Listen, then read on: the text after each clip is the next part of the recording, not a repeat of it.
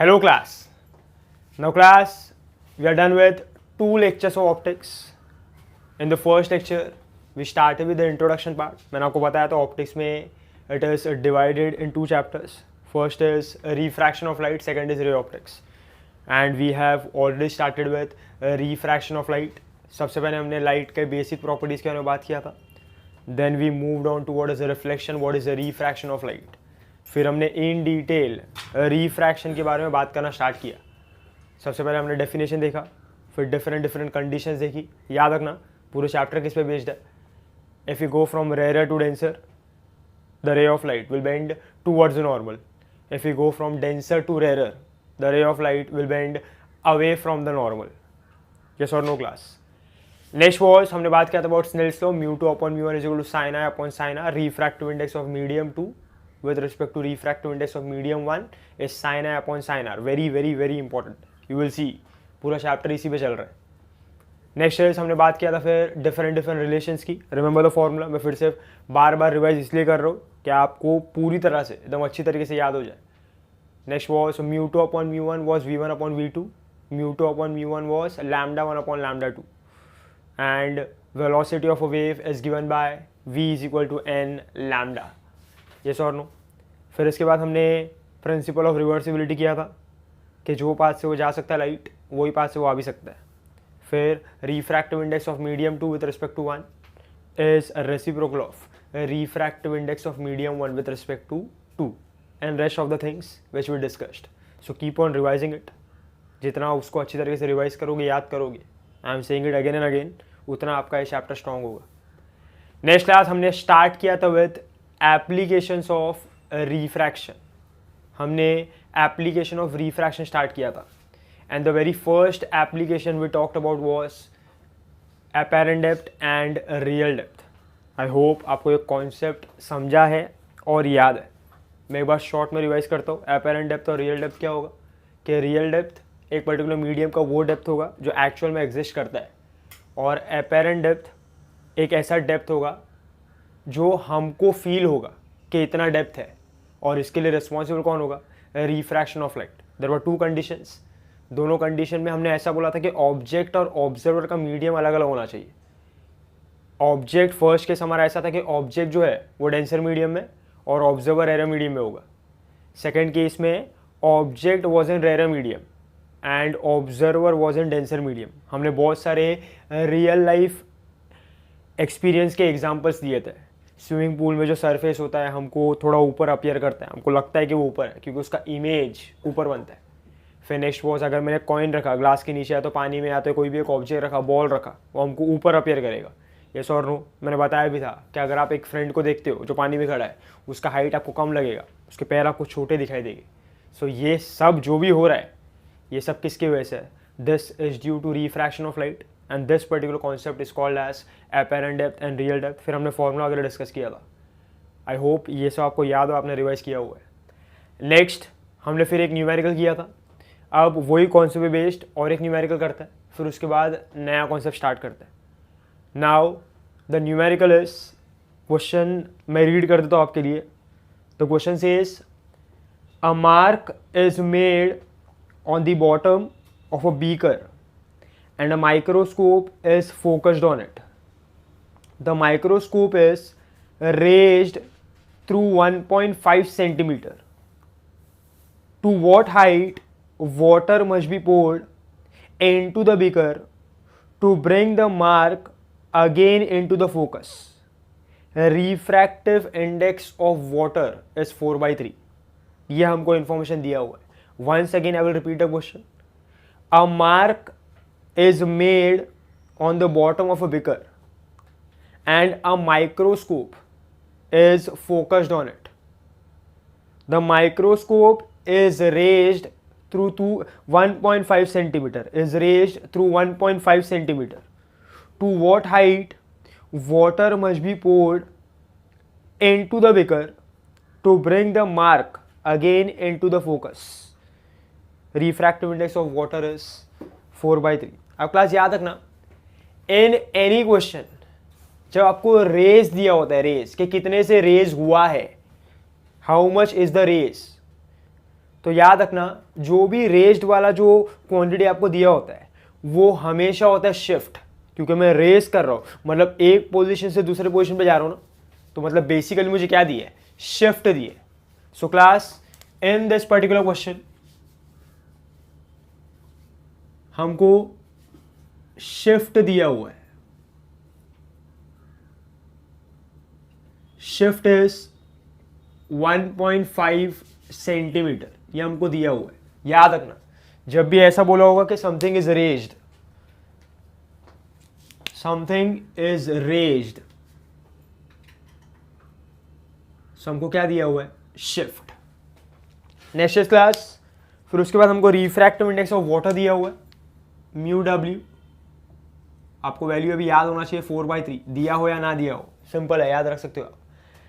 Next is अब हमको पूछा है to what height water must be poured into the beaker. So class अगर मैं ऐसा कंसीडर करूं कि ये बिकर है और अगर मैं ये हाइट तक वाटर को पोर कर रहा हूं, तो कहना से ये जो हाइट होगा, हाइट ये क्या होगा, उसका रियल डेप्थ ना, मैंने पानी यहीं तक भरा है, सो ये जो डेप्थ है ये एक्चुअल में है ना, और अगर वो एक्चुअल में मतलब कौन सा डेप्थ है, it is real depth. So basically हमको क्वेश्चन में क्या पूछा है, they are asking us what is the real depth, कि कौन से हाइट तक मैंने वाटर को भरा है, मतलब कितने डेप्थ के लिए वाटर को मैंने पोर किया बिकर में। So they are asking us real depth, so we need to find real depth. समझ में आ रहा है क्लास? सो क्लास अभी सिंपल सा है क्वेश्चन, बोलो हमारा फॉर्मूला क्या होगा, शिफ्ट इज, ये वाला देखा है ना शिफ्ट का फॉर्मूला, रियल डेप्थ इनटू 1 - 1/μ। अब क्लास मैंने ये वाला फॉर्मूला क्यों यूज किया, ये वाला फॉर्मूला कौन से केस का है, जब object is in denser medium and observer is in rare medium. बोलो मैं माइक्रोस्कोप के थ्रू देख रहा हूं, पर मैं तो किधर हूं, रेयर में ना, तो यहां पे ऑब्जर्वर जो है वो किधर है, रेयर में, बट जो ऑब्जेक्ट है, ऑब्जेक्ट बोलो हमने जो मार्क बनाया, मार्क वो हमारा ऑब्जेक्ट है, वो मार्क को ही देख रहे हैं ना हम लोग, उसी पे फोकस किया माइक्रोस्कोप। सो जो ऑब्जेक्ट है वो किधर है, वो वाटर के अंदर है। सो वाटर में है मतलब वो क्या है, इट इज इन डेंसर। सो ये फर्स्ट केस हो गया हमारा, case 1। So if this is case 1, सो ये वाला फॉर्मूला आएगा ना शिफ्ट का, यस और नो क्लास। सो शिफ्ट के लिए बोलो, शिफ्ट अभी हमको कितना दिया है, 1.5, रियल डेप्थ 1 - 1/μ, है ना। एक वाटर दिया है मीडियम, दूसरा कौन सा होगा, एयर, एयर के लिए रिफ्रैक्टिव इंडेक्स 1, तो बचा कौन, वाटर, तो यहाँ पे क्या सब्स्टिट्यूट करोगे, वाटर का। So this will be 4/3, so this will be of water. So अब ये क्या हो जाएगा, 1.5 will be real depth into, बोलो ये क्या हो जाएगा, 1 - 3/4। So this will be real depth is equal to 1.5 × 4, तो बोलो आंसर कितना आएगा, 6 centimetre. This will be the real depth of the water poured into the beaker. So I hope class, अभी ये याद रखना, ये बहुत सारे क्वेश्चन आता है, it is raised by, it is raised by, तो याद रखना वो क्या दिया आपको हमेशा, it is given as shift, कि कितने से शिफ्ट हुआ है। So this is another question based on apparent depth and real depth. जब हम लोग MCQs वगैरह करेंगे तो और भी क्वेश्चन आएंगे, ये सिर्फ मैं आपको आइडिया दे रहा हूँ कि इसके ऊपर क्वेश्चन कैसे होते हैं। आगे जा जाके और भी हम लोग बहुत सारे क्वेश्चन करने वाले हैं, और भी ये बहुत अच्छी तरीके से आपको क्लियर होता जाएगा। सो आई होप क्लास अब तक मैंने जितना भी कॉन्सेप्ट वगैरह बताया है, it is all very much clear with you. अब हम बात करते हैं about second application of refraction of light, that is refraction of light, refraction of light through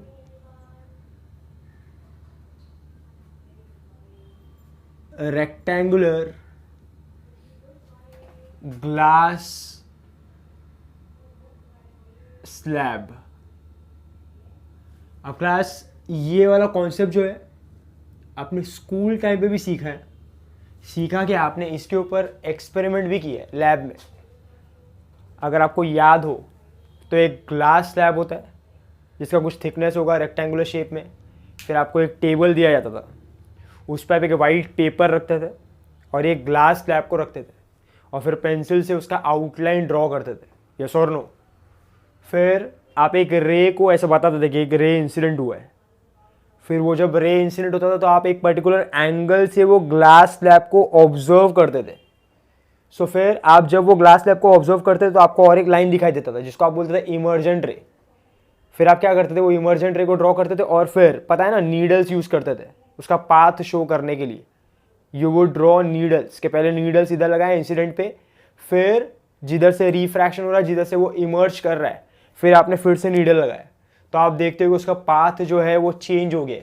फिर आप ओरिजिनल पाथ को, उसके एक्चुअल पाथ को, उसके ओरिजिनल पाथ जो जाना चाहिए था, जो एक्चुअल पाथ से वो जा रहा है, उसको कंपेयर करते हो। ये सब आप करते थे during school time in the experiment. आपको याद होगा कि एक पर्टिकुलर टेबल लिया है, टेबल पे एक पेपर रखा है, आउटलाइन बनाया, वो आउटलाइन पे फिर आपने पिन्स वगैरह लगाते थे, पता है ना, नीडल्स आते थे, पिन्स आते थे, वो सब आप उसके ऊपर इंसिडेंट रे पे आप 2 पिन लगाओगे, फिर जहाँ से वो इमर्ज कर वहाँ पे 2 पिन लगाओगे तो आपको दिखेगा उसका पाथ चेंज हो चुका है, वो रिफ्रैक्शन कर रहा है, येस और नो। आप एक पर्टिकुलर एंगल से उसको ऑब्जर्व करते थे, फिर रीडिंग वगैरह सब होता था।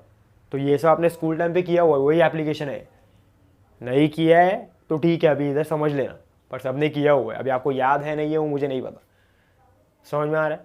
सो अंडरस्टैंड ये एप्लीकेशन। हम लोग थियोरिटिकली उसका थोड़ा डिटेल में बात करते हैं और फिर इसके जो फॉर्मूला उसका बात करते हैं और फिर उसके ऊपर जो एमसीक्यू है वो, समझ में आ रहा है। सो क्लास मान लो मैंने यहाँ पे एक रेक्टेंगुलर ग्लास स्लैब कंसिडर किया है। Everyone knows what is rectangular glass slab. So यहाँ पे मान लो ऐसा, देयर इज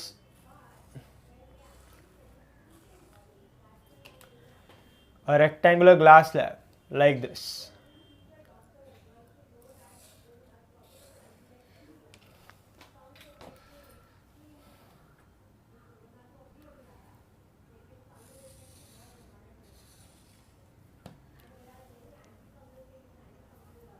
ऐसा कि ये एक रेक्टेंगुलर ग्लास स्लैब है। मान लो ये रेक्टेंगुलर ग्लास स्लैब को मैंने नेमिंग दे दिया है कुछ, मान लो we consider it as A B C D. ऐसा मैंने एक रेक्टेंगुलर ग्लास स्लैब कंसिडर किया ए बी सी डी। अब हमको स्टडी करना है कि ये रेक्टेंगुलर ग्लास स्लैब के थ्रू रिफ्रैक्शन किस तरीके से होता है, how does refraction takes place. So class understand करना। अभी बोलो रेक्टेंगुलर ग्लास स्लैब के बाहर का जो मीडियम है वो कौन सा मीडियम है, you can see it is rare medium ना, मीडियम 1, और इसका रिफ्रैक्टिव इंडेक्स में कंसीडर करो μ1, और वो मीडियम कौन सा होगा, air. You very well know it, so this is air. Next class अब मैं अंदर के मीडियम की बात करता हूँ। सो बोलो ये कौन सा मीडियम होगा, डेंसर ना। सो this is denser medium, medium 2। इसका रिफ्रैक्टिव इंडेक्स क्या होगा, μ2, एंड यू नो हमने क्या बोला, it is a rectangular glass slab. So ये क्या होगा, ग्लास। इतना समझना है आपको भाई। नेक्स्ट इज, अब बोलो यहाँ पे भी जो मीडियम होगा बाहर वो कौन सा है, रेयर, सेम मीडियम है। So medium 1, refractive index μ1, and this is air, yes और नो। सो ये हमने मीडियम डिसाइड कर दिया। अब क्लास लेट अस अंडरस्टैंड कैसे क्या होगा, यहाँ पे रिफ्रैक्शन कैसे होता है। सो मान लो ये वाले सरफेस ए बी के लिए आई कंसिडर कि ये उसका नॉर्मल है, ऐसा, दिस इज द नॉर्मल, ये नॉर्मल है। अब यहां पे मैंने एक रे इंसिडेंट किया इस तरीके से, लाइक दिस।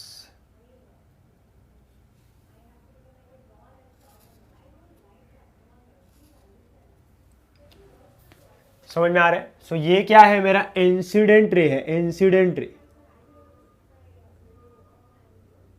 मान लो this is angle of incidence I1। So ये हो गया एंगल ऑफ इंसिडेंस।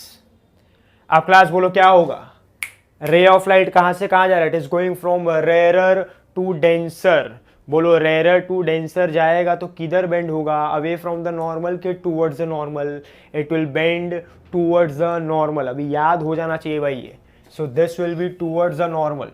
तो ऐसा मान लो मैंने ऐसा शो किया, लाइक दिस, ऐसा, ये ऐसा. So this is towards the normal. So बोलो ये क्या होगा, this will be angle of refraction. मान लो इसको मैं कंसिडर कर रहा हूँ as R1. So I1 is the angle of incidence, R1 is the angle of refraction for surface AB. अब क्लास अंडरस्टैंड करना, ये ray of light glass slab के थ्रू ट्रैवल करता है और यहां पे सरफेस CD पे आएगा. सो टेल मी, जब वो इंटरनली ट्रैवल करके सरफेस CD पे इंसिडेंट होगा, सो कैन आई से वो अगेन अपना मीडियम चेंज कर रहा है ना. It is again trying to change the medium. और फिर से अगर वो अपना मीडियम चेंज करेगा, सो बोलो फिर से क्या होगा, उसका रिफ्रैक्शन होगा ना, फिर से क्या होगा, उसका बेंडिंग होगा ना, फिर से उसमें क्या आएगा, डेविएशन. सो क्लास अभी यहां पे फिर से जब वो मीडियम चेंज करता है तो उसका डेविएशन देखो कैसा होगा. देखते हैं. If you go from denser to rarer, बोलो डेंसर टू रेरर में केस क्या होगा, it will bend away from the normal और towards the normal. It is going to bend away from the normal. So अब ये क्या बन चुका है, इंसिडेंट रे. सो बोलो अगर ये इंसिडेंट रे है for surface CD, so this will be angle of incidence, we call it as I2, and now it is going from denser to rarer. So can I say अगर वो denser to rarer जाएगा, so it will bend away from the normal. So away from the normal कुछ इस तरीके से,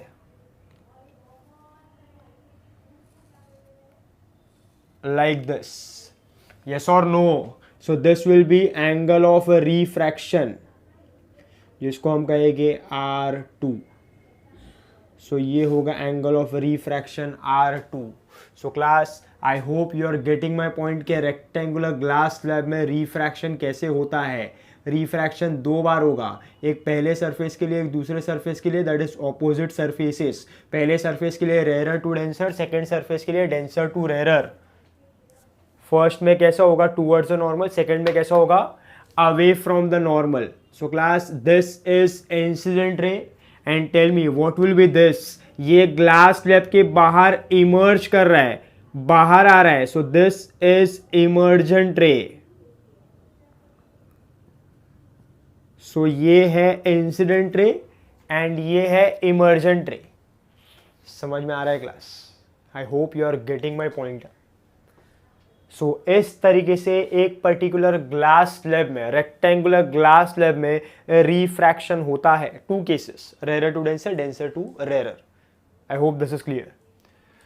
अब आगे बात करते हैं क्लास कैन आई से, ये जो सरफेस AB है, ये जो सरफेस CD है, ये दोनों के दोनों पैरेलल है ना, they are parallel to each other, they are parallel to each other. तो मैं फर्स्ट पॉइंट है वो क्या लिखता हूं, हम लोग क्या कहेंगे, AB is parallel to CD. AB और CD कैसा है, पैरेलल. एंड कैन आई से ये दोनों स्ट्रेट सरफेस है और दोनों एक दूसरे को पैरेलल है. तो बोलो अगर ये दोनों एक दूसरे को पैरेलल है और दोनों स्ट्रेट सरफेस है, तो ये जो एंगल होगा I2 और R1 वो सेम होगा, अलग अलग होगा. सोचो क्लास, थोड़ा सेम होगा, अलग अलग होगा, इट विल बी सेम ना. सो व्हाट डू आई से, I2 will be equal to R1. कैसे सर, तो ज्योमेट्री अप्लाई करो ना. बोलो कैन आई से, बोलो क्या बन रहा है, Z बन रहा है कि नहीं. जब भी Z बनता है तो एंगल का जो हम लोग ऐसा बोलते हैं ना कि एंगल सेम कैसा हुआ, दे आर ऑल्टरनेट एंगल ना. और अगर ऑल्टरनेट एंगल है तो कैसा रहेगा, सेम. तो अगर आपको रीजन लिख के रखना तो यहाँ पे लिख सकते हो कि इट इज ऑल्टरनेट एंगल. उसको पहचानते कैसे, Z से, सब सीखा है आपने स्कूल टाइम पे भाई. So I2 is equal to R1. ये हो गया हमारा फर्स्ट स्टेप कि ये दोनों एंगल सेम है. अब क्लास यहां पे रिफ्रैक्शन हुआ, यहां पे पहले रेरर से डेंसर गया तो बेंड हुआ towards the normal, denser to rarer गया तो बेंड हुआ अवे फ्रॉम द नॉर्मल, ऐसे बाहर आया. बट क्लास हमारे हिसाब से एक्चुअल में वो कैसे जाना चाहिए था, कि अगर हमने यहाँ पे इसको इंसिडेंट किया है, सो अकॉर्डिंग टू अस उसका जो ओरिजिनल पाथ है, ओरिजिनल पाथ वो तो ऐसा है ना, this is the original path like this is what the original path. अरे मेरी बात समझो भाई, ओरिजिनल पाथ मतलब क्या कि लाइट तो यही पर्टिकुलर पाथ में चल रहा था, सो लाइट का ओरिजिनल पाथ ये है, बट ये मीडियम ने उसको डेविएट किया, उसको बेंड किया, उसका रिफ्रैक्शन किया और उसका पाथ ये हो गया। So what is the original path of the ray of light, this blue one, but what is the actual path due to refraction, this one ना। सो क्लास ये क्या है उसका, दिस इज ओरिजिनल पाथ, इस पे उसको जाना था बट ड्यू टू रिफ्रैक्शन वो इस पे चला गया। सो ये कौन सा पाथ है उसका, दिस इज एक्चुअल पाथ। ये कौन सा पाथ है, एक्चुअल पाथ। ये कौन सा पाथ है, ओरिजिनल पाथ। इस पे जाना था पर इस पे जाएगा ड्यू टू रिफ्रैक्शन, यस और नो। अब क्लास नेक्स्ट पॉइंट अंडरस्टैंड करना, ये इंपॉर्टेंट है। अब क्लास एक्सपेरिमेंटली ये सब जो भी हो रहा है ये एक्सपेरिमेंट है, मैंने बोला ना आपने लैब में किया है, this is performed in lab, so सब ऑब्जर्वेशन बेस्ड है, सब एक्सपेरिमेंटली हमको मिलता है। ये जो भी हो रहा है ये सब एक्सपेरिमेंटली एक्चुअल में प्रैक्टिकली हो रहा है, हम देख रहे हैं कैसा हो रहा है। सो क्लास प्रैक्टिकली एक्सपेरिमेंटली देखो हमको क्या मिलता है। नाउ क्लास हमारा जो ऑब्जर्वेशन आता है और हमारा जो डायग्राम वगैरह जो भी हम बनाते हो पेंसिल वगैरह से, ग्लास टैप को रख के, नीडल को रखते, पेन्स को रख के, हमको ये पता चलता है कि ये जो ओरिजिनल पाथ है और ये जो एक्चुअल पाथ है, ये जो ओरिजिनल पाथ है और ये जो एक्चुअल पाथ है, ये दोनों एक दूसरे को पैरेलल होता है। This original path and this actual path are always parallel to each other, this is our observation. समझो क्लास, ये हम लैब में कर रहे हैं तो जो हमको मिल रहा है प्रैक्टिकली वो ट्रू ही होगा ना। सो हमको क्या मिल रहा है कि जो ओरिजिनल पाथ है और ये जो एक्चुअल पाथ है they are parallel to each other. So देखो मैं क्या पॉइंट लिख रहा हूँ क्लास यहाँ पे, कि हम क्या कहते हैं कि original path and actual path are parallel to each other। समझ में आ रहा है। अब क्लास अगर मैं मैथमेटिकली ज्योमेट्रिकली फाइंड आउट करने जाऊं कि ये दोनों पाथ एक दूसरे को पैरेलल कैसे है, सो टेल मी क्लास, ये दोनों पाथ एक दूसरे को पैरेलल कब होगा, जब ये जो एंगल होगा ना I1 और ये जो एंगल होगा ना R2 they will be same. ये एंगल जो है I1, ये जो एंगल है R2, ये दोनों सेम होगा। सो ये दोनों पाथ एक दूसरे को कैसे होगा, पैरेलल। ज्योमेट्री करिए, सीखा है स्कूल टाइम पे ज्योमेट्री, आपने नहीं सीखा है तो छोड़ दो वापस स्कूल में। सो यहाँ पे क्या होगा, I1 R2 will be same, so as they are same they both will be parallel. So what do we say, original path and actual path are parallel to each other. Why?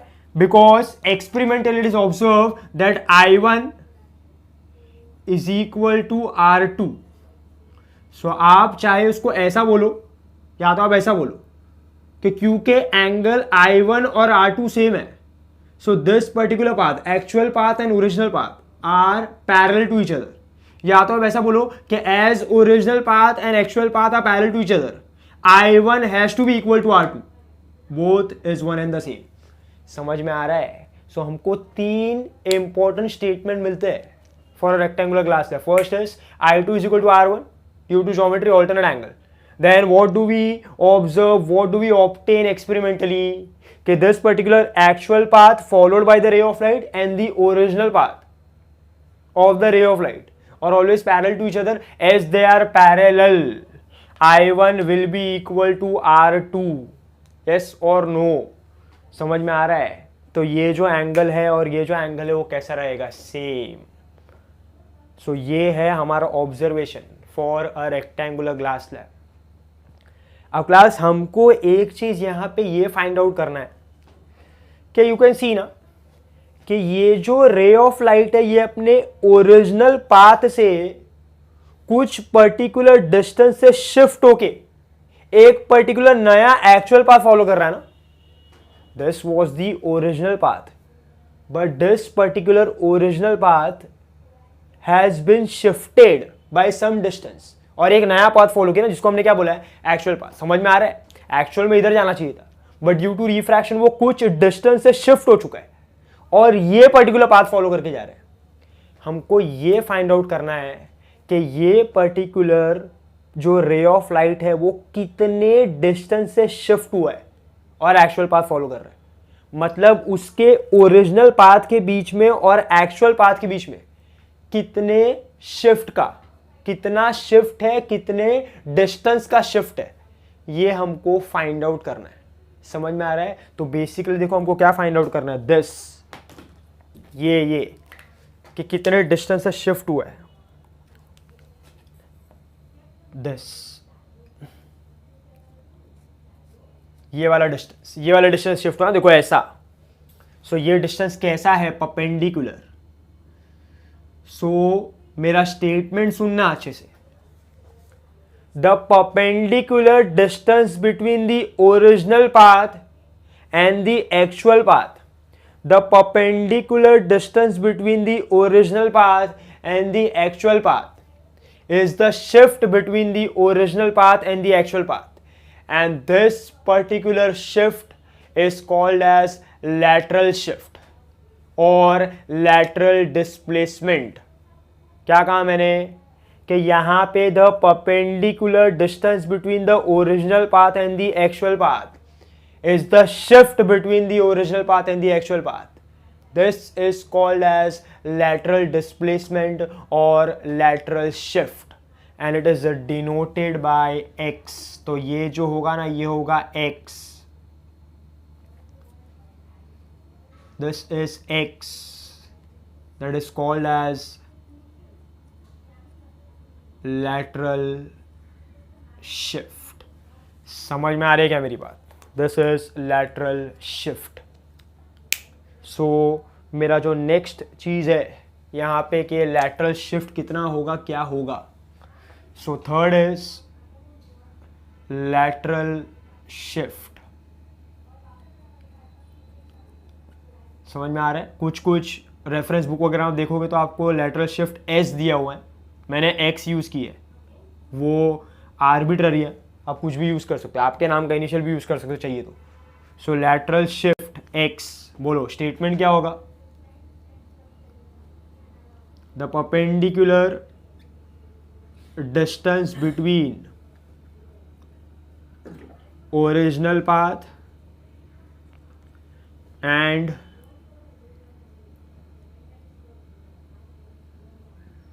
Actual path is called as lateral shift और lateral displacement. समझ में आ रहा है क्या ये? ठीक है, इज दिस क्लियर? ओके ना? चलो नेक्स्ट ना. अब इसका फॉर्मूला क्या होगा ये देख लो.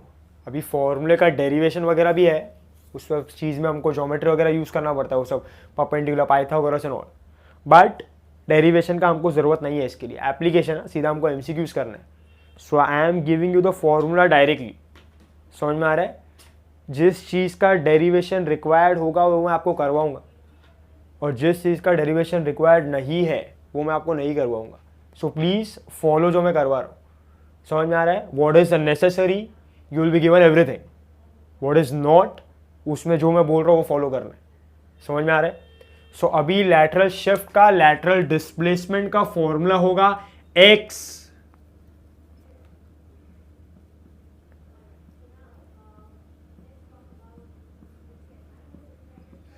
x का फॉर्मूला होता है t अपॉन कॉस आर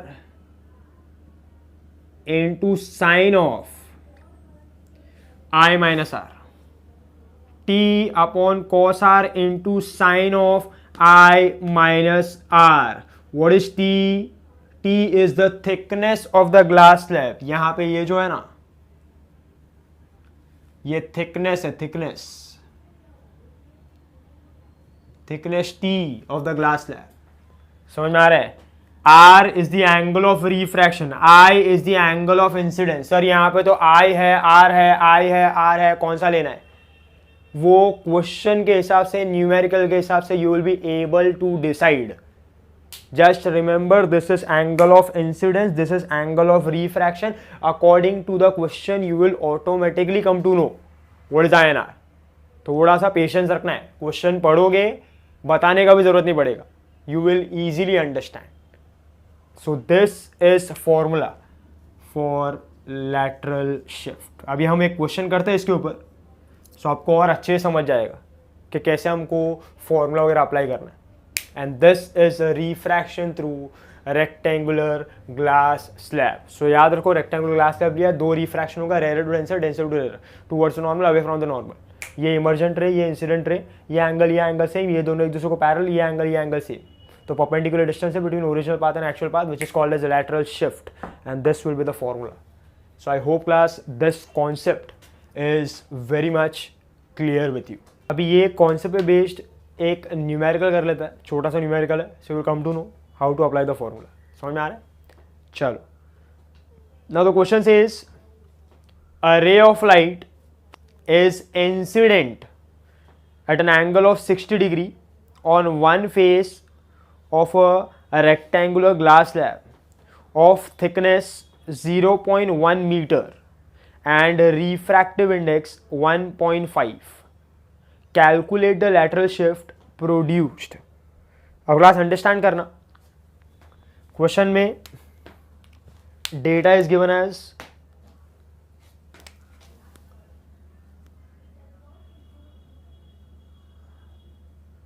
हमको रेक्टेंगुलर ग्लास स्लैब का थिकनेस दी है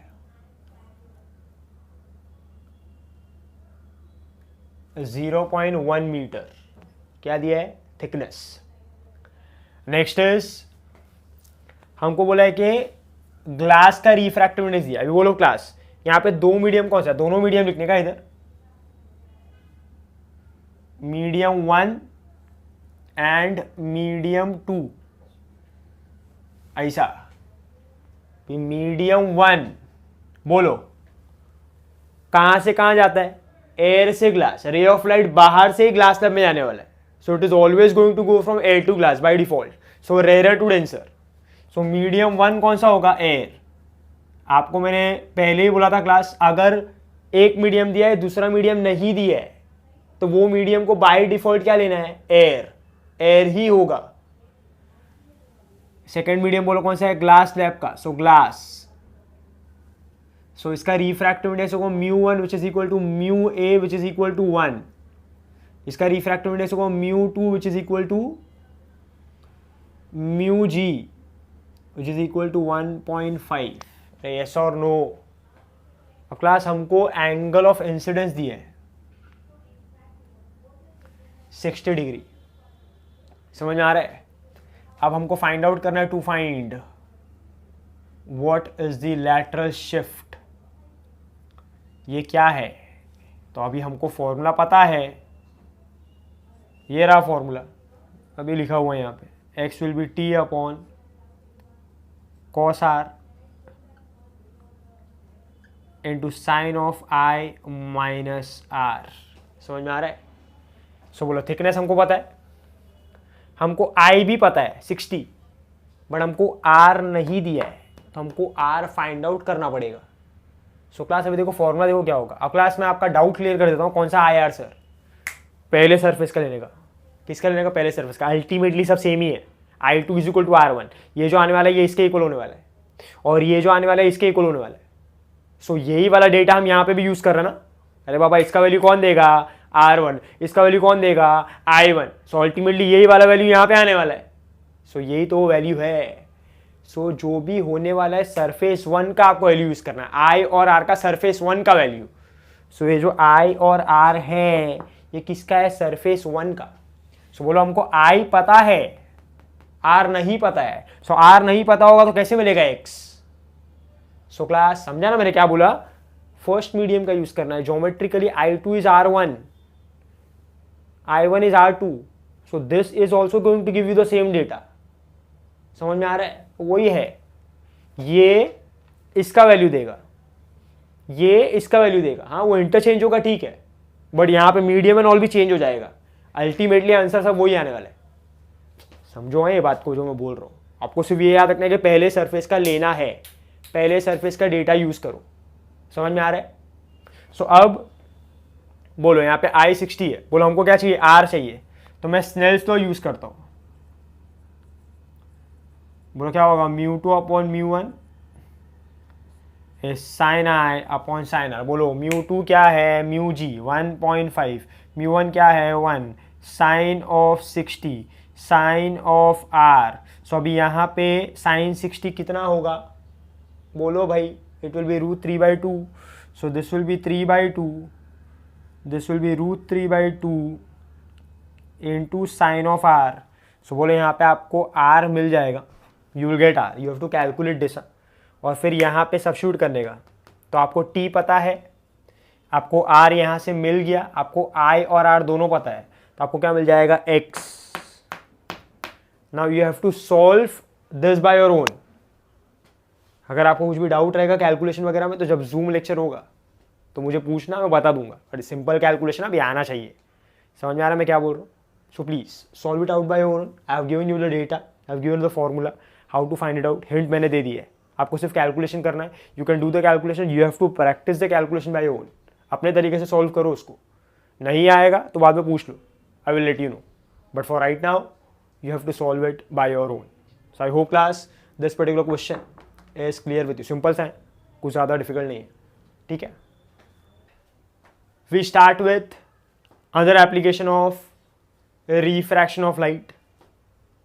Now this application which we are going to start is a very very very important application. बहुत ही ज़्यादा important application है ये. मतलब ऐसा बोल सकते हो कि जब हम लोग MCQs करेंगे, so you'll come to know 60 to 70% of the MCQs will be based on this particular concept which we are going to discuss now. So class इसीलिए ध्यान से सुनना, अच्छे से वीडियो को देखना, चाहिए तो 2-3 बार इसको रिपीट करके देखना. बट ये जो कॉन्सेप्ट अभी होने वाला है उसको बहुत अच्छे से समझना. एक बार आप समझ गए इसको, तो आपका जो फर्स्ट पार्ट है चैप्टर का, वो आप ऐसे समझ लो कि 60-70% आपको आता है, फिर सिर्फ 30% काम बचेगा. समझ में आ रहा है class? So understand this concept very well. So class next application of refraction of light is very important, that is total internal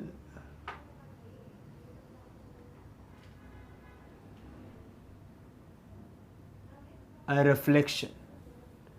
We are going to talk about total internal reflection. It can also be called as TIR. इसको हम TIR भी बोल सकते हैं, total internal reflection. आपने थोड़ा बहुत school time पे सुना भी होगा शायद, बट अभी हम एकदम इन डिटेल जाने वाले हैं. मतलब up to a particular a very high level है. एक्सटेंड, हम वो जो कॉन्सेप्ट है उसको एक्सटेंड करेंगे, पूरा डिटेल में स्टडी करने वाले. समझ में आ रहा है? सो याद रखो, this is very very very important.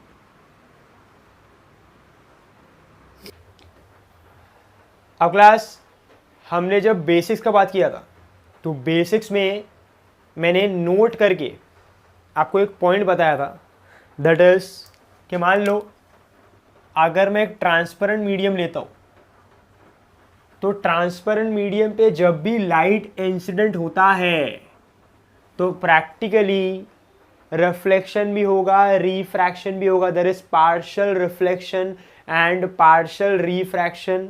आपको ये शायद याद होगा, मैंने बताया था आपको कि जब भी ट्रांसपेरेंट मीडियम पे लाइट इंसिडेंट होता है तो रिफ्लेक्शन रिफ्रैक्शन दोनों होता है.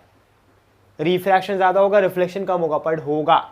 सो रिफ्लेक्ट भी होगा और रिफ्रैक्ट भी होगा. यस और no class? So class I hope ये याद है आपको. सो यही पर्टिकुलर पॉइंट जो है मैं यहाँ पे थोड़ा बहुत यूज़ करूँगा.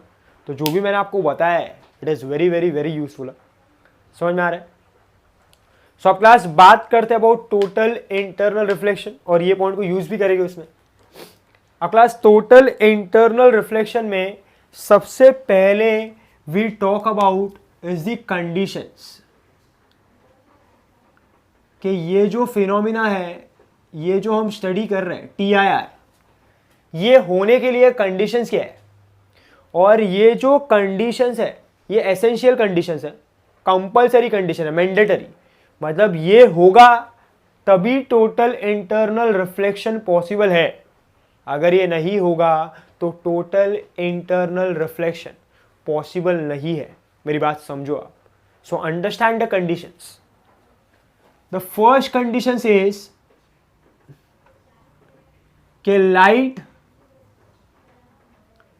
must always travel from denser to rarer। Light हमेशा कहां से कहां ट्रैवल करना चाहिए? Denser to rarer. Very very very important कि लाइट का जो रे ऑफ लाइट है, that is ray, must always travel from denser to rarer, तभी टोटल इंटरनल रिफ्लेक्शन पॉसिबल है। Second is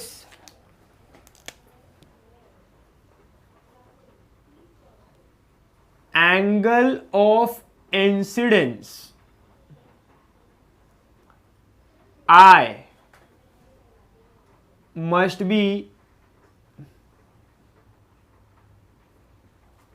always greater than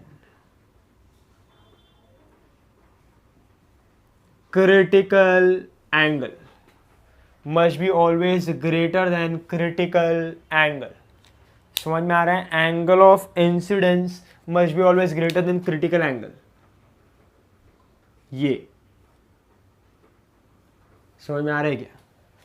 अब ये क्रिटिकल एंगल क्या होता है विद टाइम, यही वाले कॉन्सेप्ट में आपको पता चलेगा, बट अभी के लिए कंडीशंस को दिमाग में बिठा लो। सबसे पहला कंडीशन क्या है? Light must always travel from denser to rarer, angle of incidence must be always greater than critical angle. These are the two important, essential, compulsory, mandatory conditions for total internal reflection to take place. Without these conditions, total internal reflection cannot take place. समझ में आ रहा है ये? So ये होगा condition, the two conditions for total internal reflection. अब class understand करते हैं कि total internal reflection एक्चुअल में होता क्या है। So we will understand it by रे डायग्राम। तो चलो अभी अच्छे से ध्यान देना और समझना कि TIR एक्चुअल में क्या होगा। सो मान लो क्लास, मैं यहाँ पे I am considering a pair of medium consider कर रहा हूँ मैं। उसमें से एक रेरर होगा, इसमें से एक डेंसर होगा।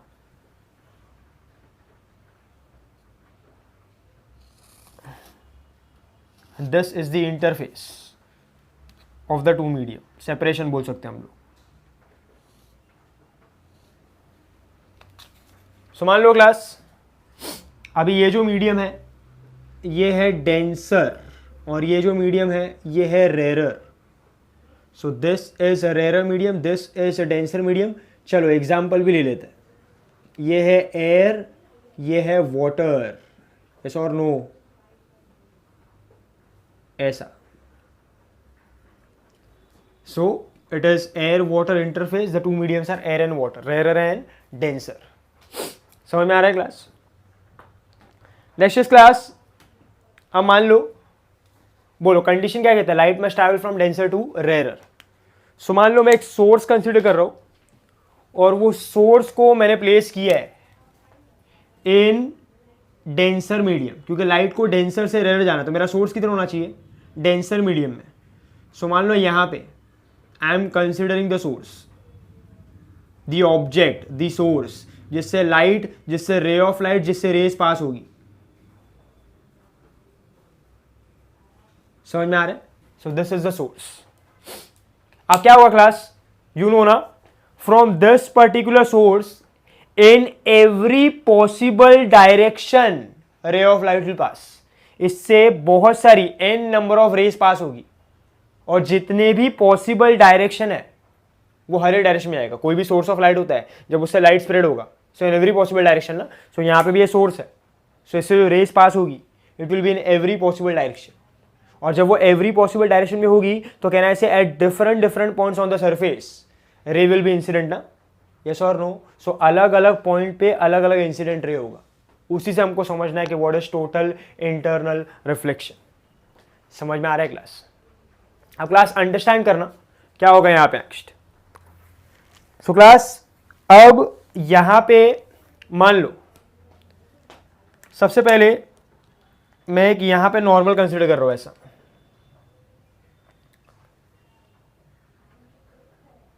Like this. मान लो दिस इज द नॉर्मल, ये नॉर्मल है। मान लो सबसे पहला रे जो पास हो रहा है ना, it is along the normal like this, it is along the normal. So बोलो आई क्या होगा? 0। बोलो अगर आई 0 है तो आर क्या होगा? It will be 0। So like this. So यहां पे आर भी होगा 0। So I 0, R 0। So angle of incidence 0, angle of refraction 0, ये निकल गया सीधा विदाउट एनी डेविएशन। अब क्लास मान लो मैंने यहां पे और एक रे इंसिडेंट किया ऐसा, लाइक दिस, ये ऐसा। सो क्लास टेल मी, अभी यहां पे नॉर्मल कैसा होगा? इस तरीके से ना, like this, this is the normal. So बोलो दिस इज अनदर रे, मान लो इसका जो एंगल ऑफ इंसिडेंस है दिस इज I1। सो बोलो अभी क्या होगा? इसका रिफ्रैक्शन होगा ना, it is going from denser to rare, so it will bend away from the normal. So बोलो ये उसका ओरिजिनल पाथ है ऐसा, तो ये बेंड हुआ। सो मान लो बेंड हुआ कुछ इस तरीके से, लाइक दिस, ये ऐसा। बोलो ये क्या होगा? R1। You very well know when a ray of light is passing from denser to rare, angle of refraction will be greater than angle of incidence, so R1 is greater than I1, ऐसा। सो ये first case, ये second रे हमने consider किया। अब मान लो class मैं और एक रे को इंसिडेंट करता हूं यहां पे, लाइक दिस, ऐसा। मल्टीपल रेज आ रही है, n number of rays in every possible direction.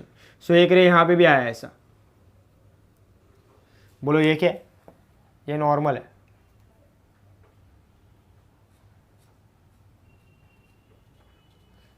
ऐसा, तो बोलो ये क्या होगा? Angle of incidence I2, yes और नो। सो बोलो अभी क्या होगा?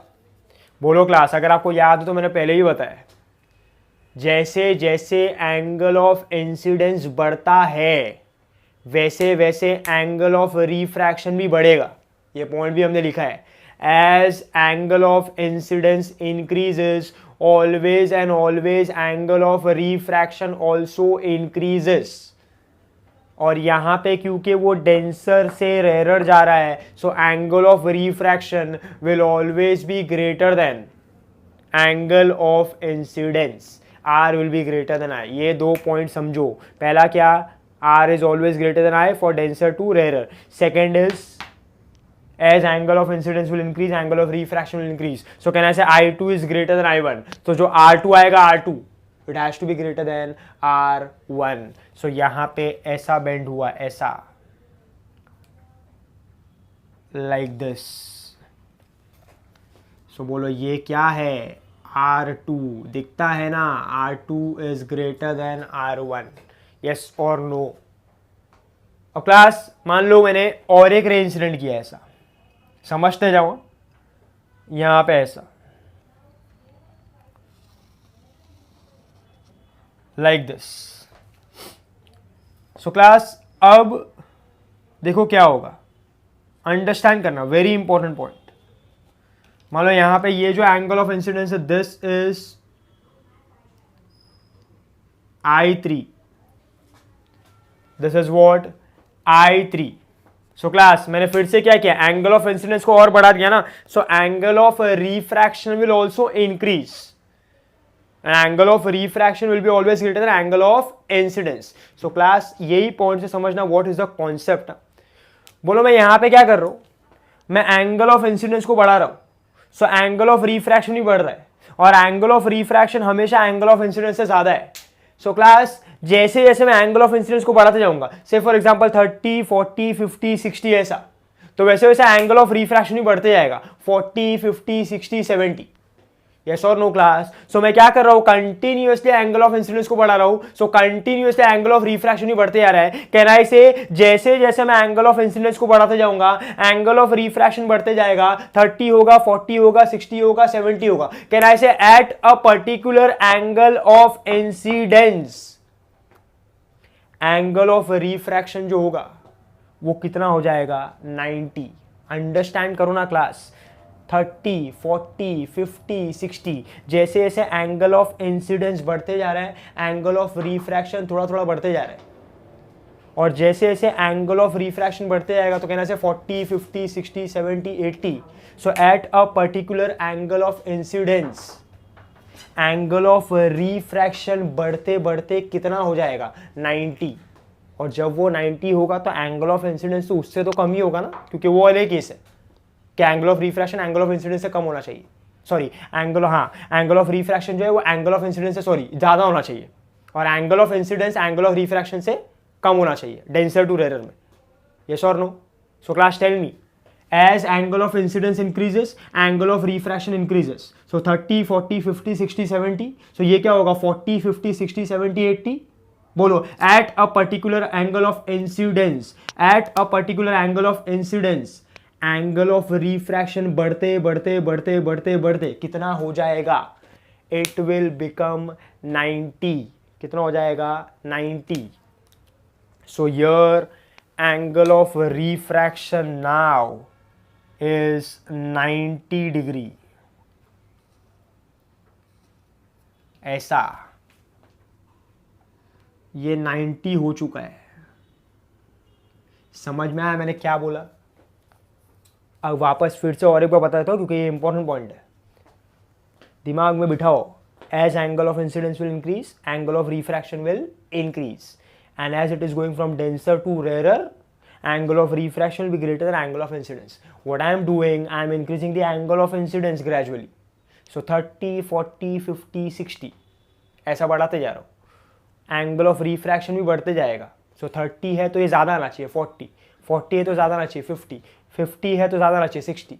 तो बोलो जैसे जैसे एंगल ऑफ इंसिडेंस बढ़ते जाएगा, सो एक पर्टिकुलर एंगल ऑफ इंसिडेंस ऐसा आएगा ना जिसपे एंगल ऑफ रिफ्रैक्शन बढ़ते बढ़ते बढ़ते बढ़ते बढ़ते कितना हो गया, 90। So now the angle of refraction is 90 and the ray of light is going along the surface. The angle of incidence at which angle of refraction becomes 90 degree when the ray of light is going from denser medium to rarer medium. This particular angle of incidence is called as critical angle. This particular angle of incidence is called as critical angle. I will once again repeat my statement. The angle of incidence at which angle of refraction becomes 90 degree. This particular angle of incidence is called as critical angle when the ray of light is traveling from denser to rarer. I hope this is clear. 3 point है class, denser to rarer, I increases, R increases, R is greater than I. As you increase the I, R increases at a particular I, R is 90. The angle at which, the angle I at which R is 90, critical angle. समझ में आ रहा है class? So class अगर मैं यहाँ पे अलग से क्रिटिकल एंगल को लिखूँ उसके डेफिनेशन के साथ, तो अंडरस्टैंड करना क्रिटिकल एंगल क्या होगा, उसका डेफिनेशन क्या है वो तो हमने समझ लिया है। सो critical angle here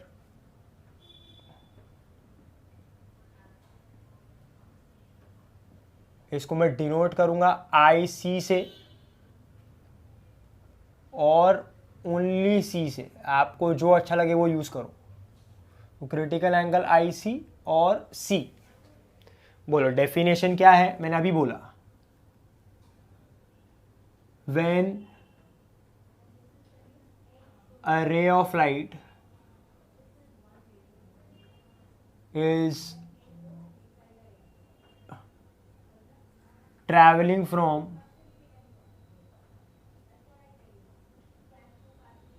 denser to rarer, the angle of incidence at which angle of refraction, that is R, is 90 degree, at which angle of refraction is R is equal to 90 degree, is called critical angle IC. समझ में आ रहा है? तो इसको हम क्या कहते हैं, क्रिटिकल एंगल। समझ में आ रहा है क्लास? अब क्लास थोड़ा बहुत डेरिवेशन भी कर लेते हैं। और क्रिटिकल एंगल का फॉर्मूला क्या होगा, मतलब हमको क्रिटिकल एंगल वगैरह कैलकुलेट करना है कि कितना है। मैंने तो बोला एंगल ऑफ इंसिडेंस ना, पर कौन सा क्या वैल्यू, सो कैसे कैलकुलेट करेंगे अंडरस्टैंड करना। सो मान लो यही वाले डायग्राम को मैं यहाँ पे ड्रॉ करता हूँ अलग से for critical angle. So like this,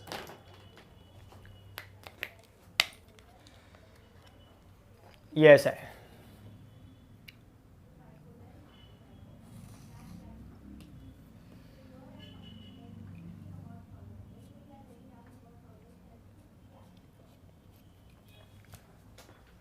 सो ये मैंने क्या लिया है, एरर, ये मैंने क्या लिया है, डेंसर, है ना। इसका मैंने एग्जांपल लिया था एयर, इसका मैंने एग्जांपल लिया था वाटर। अभी मीडियम भी डिसाइड कर लेते, बोलो कहाँ से कहाँ जा रहा है, डेंसर टू रेयर। सो हम लोग इसको ले लेते हैं मीडियम 1, है ना, इसको ले लेते हैं म्यू 1, इसको ले लेते हैं मीडियम 2, इसको ले लेते हैं म्यू 2। परफेक्ट। सो बोलो यहाँ पे मैंने रे ऑफ लाइट को इंसिडेंट किया है ऐसा, this is the incident ray. So बोलो ये क्या है, एंगल ऑफ इंसिडेंस। बट ये एंगल ऑफ इंसिडेंस को मैंने किसके इक्वल बोला है, this particular angle of incidence is equal to critical angle, है ना बाबा। तो बोलो एंगल ऑफ रिफ्रैक्शन क्या आएगा, it will be 90 degree. So r will be 90 and the ray of light will be along the surface, ऐसा ऐसा जा रहा है। So this is r is equal to 90 degree. समझ में आ रहा है? So this angle of incidence is called as critical angle. चलो अब इसके लिए फॉर्मूला डिराइव कर लेते हैं फटाफट। So if I consider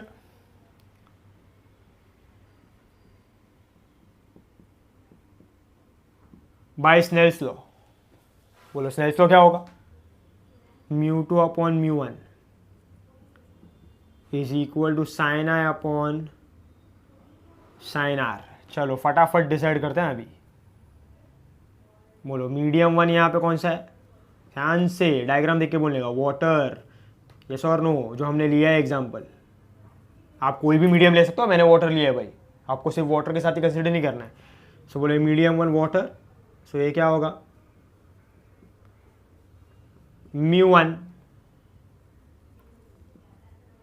medium 2 air, बोलो क्या होगा, मीडियम 2 म्यू 2। बोलो एयर के लिए वैल्यू क्या होता है, हमेशा 1। ये कोई भी मीडियम हो सकता है, तो उसके अकॉर्डिंगली वो रिफ्रैक्टिव इंडेक्स डिसाइड होगा। समझ में आ रहा है? तो इसका जो मैं रिफ्रैक्टिव इंडेक्स कंसीडर कर रहा हूँ, इसको मैं म्यू ले रहा हूँ।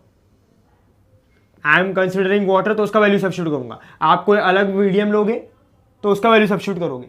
सो मैंने कॉमन टर्म्स में क्या रखा है, mu. It can be decided depending on the medium. Next is पर एयर का तो हमेशा 1 ही होगा। नेक्स्ट इज, चलो सब्स्टिट्यूट करते हैं।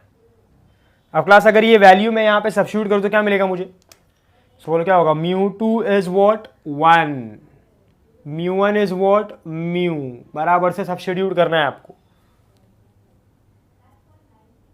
बोलो अभी क्या होगा, साइन आई, अभी ध्यान देने का, यहां पे आई किसके इक्वल है,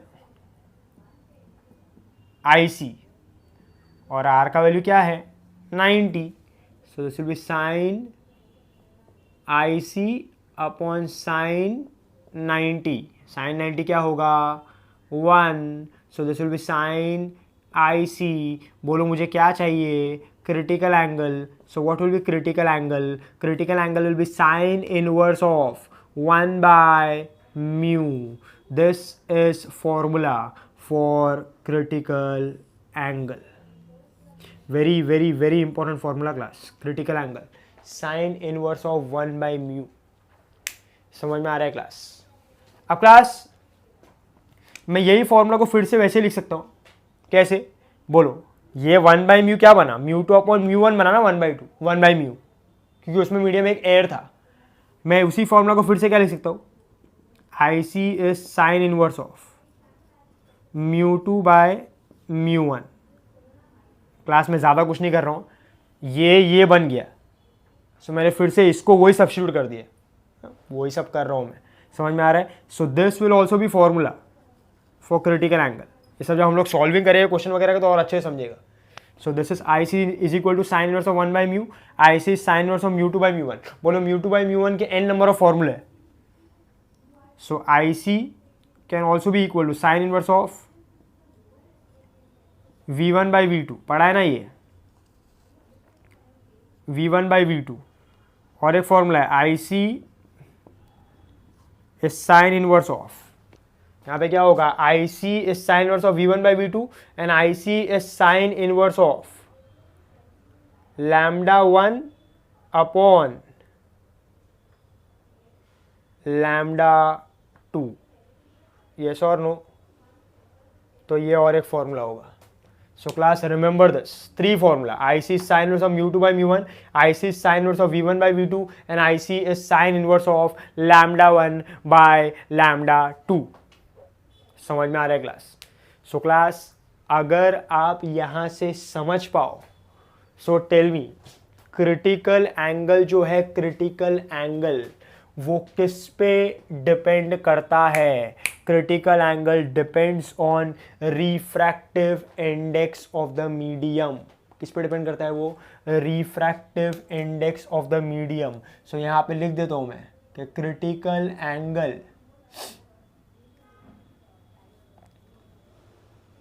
depends upon, first is what, the refractive index mu of the medium, and second is what, बोलो v1 upon v2, λ1 upon λ2। तो किस पे डिपेंड करता है? वेवलेंथ ना, you know v is proportional to lambda, तो v लिखोगे लैम्डा लिखोगे, one and the same. So wavelength lambda, wavelength किसका? लाइट का। So it depends on wavelength of light. So अगर आप वेवलेंथ चेंज करोगे लाइट का, क्रिटिकल एंगल भी change for that particular light and it will depend on refractive index. So tell me class, अब मुझे ये बताना, इससे समझना इसको बहुत अच्छे से, अंडरस्टैंड दिस वेरी केयरफुली। बोलो refractive index of the medium पे डिपेंड करता है। बोलो हर एक मीडियम के लिए, हर एक अलग अलग मीडियम के लिए रिफ्रैक्टिव इंडेक्स सेम और डिफरेंट? बट ऑब्वियस ना, it is different, it is property of a material and for every different material it is different. बोलो हर एक मीडियम का रिफ्रैक्टिव इंडेक्स अलग अलग है। सो हर एक मीडियम के लिए क्रिटिकल एंगल सेम होगा कि अलग अलग होगा? It will be different. मतलब क्रिटिकल एंगल किस पे डिपेंड करता है? The medium we are using. So if I use water, if I use glass, if I use a diamond, tell me, for every particular medium, every particular different medium, if I want angle of refraction to be 90, angle of incidence will be equal to critical angle na. So tell me, for different medium, this particular critical angle will be same or different? It will be different because it will depend on the refractive index of the medium, and as the refractive index of the medium for different medium is different, critical angle will be different. और बोलो relation कैसा होगा. Look at the formula. I C sine inverse of 1/μ. So कहना से critical angle और refractive index में जो relation है वो इनवर्स है, इनवर्स. सो जो मीडियम का रिफ्रैक्टिव इंडेक्स ज़्यादा वो मीडियम का क्रिटिकल एंगल कम. जो मीडियम का रिफ्रैक्टिव इंडेक्स कम वो मीडियम का क्रिटिकल एंगल ज़्यादा. तो चलो कुछ वैल्यूज़ लिखते हैं यहाँ पे. सो चलो अगर मैं कंसिडर करता हूँ वाटर. सो बोलो वाटर का रिफ्रैक्टिव इंडेक्स कितना होता है 1.33. तो अगर मैं यहाँ पे सब्स्टिट्यूट करता हूँ ना ये वाले फॉर्मूले में, सो वाटर का जो क्रिटिकल एंगल आएगा ना वो आएगा 49 डिग्री. अगर मैं ग्लास कंसिडर करता हूँ, इसका रिफ्रैक्टिव इंडेक्स आपको पता है 1.5. अगर मैं सब्स्टिट्यूट करता हूँ ना फॉर्मूले में, सो क्रिटिकल एंगल का जो फॉर्मूला आता है, सॉरी क्रिटिकल एंगल का जो वैल्यू आता है it is 42 degree. If I consider diamond consider करता हूँ, सो डायमंड का रिफ्रैक्टिव इंडेक्स होता है वॉट 2.4. सो इसका क्रिटिकल एंगल आता है 24.4 डिग्री. यस और नो, समझ में आ रहा है क्या? सो देखो जितना रिफ्रैक्टिव इंडेक्स ज़्यादा उतना critical angle come. The relation is inverse. So critical angle किसका प्रॉपर्टी है? मीडियम का. For different medium it is different. Clear है? सो ये होगा क्रिटिकल एंगल. डेफिनेशन समझ लो, फॉर्मूला समझ लो, डिफरेंट वैल्यूज समझ लो, किस पे डिपेंड करता है वो समझ लो. I hope I am clear with this. अब कंप्लीट करते हैं what is total internal reflection. So class अब मान लो इसी चीज को मैं आगे लेके जाता हूं. आगे एक last point, understand it very carefully. मान लो अब ये सरफेस पे और एक रे इंसिडेंट होता है यहां पे at this particular point.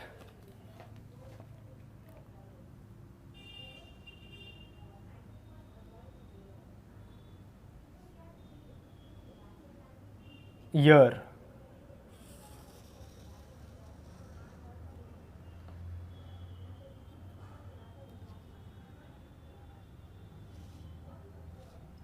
Eight this particular point. So बोलो ये क्या है उसका नॉर्मल, क्या बोलते हो बराबर ना. सो बोलो ये अभी क्या होगा उसका और एक एंगल ऑफ इंसिडेंस हो गया ना. दिस इज इंसिडेंट रे बाबा, this is also an incident ray. So बोलो अभी ये एंगल ऑफ इंसिडेंस हो गया I4. भाई देख के ही समझता है. बोलो ये I3 किसके इक्वल था? IC. बोलो अभी अगर सोच सको तो बोलो वाटर के लिए क्रिटिकल एंगल कितना होगा? लिखा है ना यहाँ पे 49. तो ये कितने डिग्री पे इंसिडेंट हुआ है? 49. तो जैसे ही बोलो यहाँ पे मान लो एंगल ऑफ इंसिडेंस था 30, ये था 40, तो एंगल ऑफ रिफ्रैक्शन बढ़ते आ रहा है. मान लो 30 के लिए था 50, फिर यहाँ पे हुआ 40, तो ये हो गया 60. अब जैसे ये 49 हुआ, मैच किया वाटर के क्रिटिकल एंगल से, तो बोलो ये एंगल ऑफ रिफ्रैक्शन बढ़ के 60 से कितना हो गया 90, and it is going along the surface. समझता ही है अभी? So I hope I am clear. अब बोलो दिखता है डायग्राम में कि यह angle of incidence critical angle से बड़ा है, दिखता है आपको. सो I4 is greater than critical angle. So now if you see the conditions and if you see the diagram, there is similarity. The ray of light is going from denser to rarer, and now the angle of incidence is greater than critical angle. Can I say I have satisfied both the conditions for the total internal reflection? So understand now what is total internal reflection and what is going to happen here. अब ये ray of light refraction नहीं करेगा. देखो ये ऐसे bend हुआ, ऐसे bend हुआ, ऐसे बेंड हुआ. अब आगे क्या होगा? इसका रिफ्रैक्शन बंद हो जाएगा. दिस रे of light will be completely completely reflected back. It will be completely reflected back in the same medium. ऐसा अब इसका रिफ्रैक्शन बंद हो चुका है. It will be completely reflected back in the same medium, and this angle will be angle of reflection. This phenomena is called as total internal reflection. अब कोई भी लाइट रिफ्रैक्ट करके ये पर्टिकुलर मीडियम से पास नहीं होगा, पूरा के पूरा जो लाइट है वो रिफ्लेक्ट करके सेम मीडियम में आ जाएगा। ये पर्टिकुलर फिनोमेना को हम लोग क्या कहते हैं? Total internal reflection. और क्लास, ये फिनोमेना बहुत ज़्यादा यूजफुल है। इसका पॉइंट अंडरस्टैंड करना क्या है? बोलो, जब रिफ्रैक्शन होता है तो एक्चुअल में यहाँ पे क्या हो रहा होगा? रिफ्रैक्शन भी हो रहा होगा, थोड़ा रिफ्लेक्शन भी, रिफ्रैक्शन भी हो रहा होगा, थोड़ा रिफ्लेक्शन भी, रिफ्रैक्शन भी, थोड़ा रिफ्लेक्शन भी। और यहाँ पे अभी पूरी तरह से क्या हुआ? रिफ्लेक्शन। मतलब रिफ्रैक्शन अभी है ही नहीं, सिर्फ और सिर्फ क्या है? रिफ्लेक्शन। सो क्या अभी आप ऐसा सोचोगे कि जब मैं मिरर पे भी इंसिडेंट करता हूँ तो मिरर पे भी तो रिफ्लेक्शन ही होता है ना? तो इसमें नया क्या है? नया ये है कि जब आप मिरर पे इंसिडेंट करते हो ना, तो बोलो मिरर पे लाइट इंसिडेंट होता है तो वो थोड़े टाइम बाद गर्म होगा ना। अब अगर आप सन के नीचे मिरर को रखते हो और उसके ऊपर लाइट इंसिडेंट करते हो, सो मिरर थोड़े टाइम बाद गर्म हो जाएगा ना। गर्म हुआ है मतलब वो सन का जो एनर्जी है, कैनाई से वो मिरर ने एब्जॉर्ब किया है ना। तो जब मिरर रिफ्लेक्शन करता है ना, तो रिफ्लेक्शन के साथ साथ मतलब ये जो रे आ रहा है, ये जो एनर्जी आ रहा है लाइट का, ये पूरी तरह से पूरा एनर्जी रिफ्लेक्ट नहीं होता है। उसमें से कुछ एनर्जी वो एब्जॉर्ब भी कर लेता है और कुछ एनर्जी को रिफ्लेक्ट करता है। सो मुझे जो रिफ्लेक्ट करके एनर्जी मिल रहा है वो पूरा है कि उसमें से थोड़ा बहुत मिरर ने ले लिया है। कहना ऐसे उसमें से थोड़ा बहुत मिरर ने ले लिया है ना। अभी यहां पे भी देखो, जब ये रिफ्रैक्शन करके एनर्जी मेरे पास आता है तो थोड़ा बहुत रिफ्लेक्शन भी होता है ना। So there is a reflection also and refraction also. So मुझे जो एनर्जी मिल रहा है, मान लो वो रिफ्रैक्शन से मिल रहा है, सो वो पूरा एनर्जी है कि उसमें से थोड़ा बहुत जा चुका है। So this is not the complete energy ना, I am getting a partial energy. So यहाँ पे भी पार्शियल एनर्जी, यहाँ पे भी पार्शियल एनर्जी। बट जब टोटल इंटरनल रिफ्लेक्शन होता है, जब टोटल इंटरनल रिफ्लेक्शन होगा, लाइट पूरी तरह से इंटरनली रिफ्लेक्ट करके आएगा ना, तो इसमें ना एब्जॉर्प्शन होगा, इसमें ना वो पास होगा, पूरा के पूरा एनर्जी वापस रिफ्लेक्ट करके आएगा। सो यहाँ पे जो हमको एनर्जी मिल रहा है, this is without absorption, this is without refraction, the total energy is reflected back and it is coming to us. तो हमको पूरा 100% ऑफ एनर्जी मिल रहा है। और जब हमारे को 100% ऑफ एनर्जी मिलेगा तो हम उसको और अच्छे से यूज कर पाएंगे। यस और no?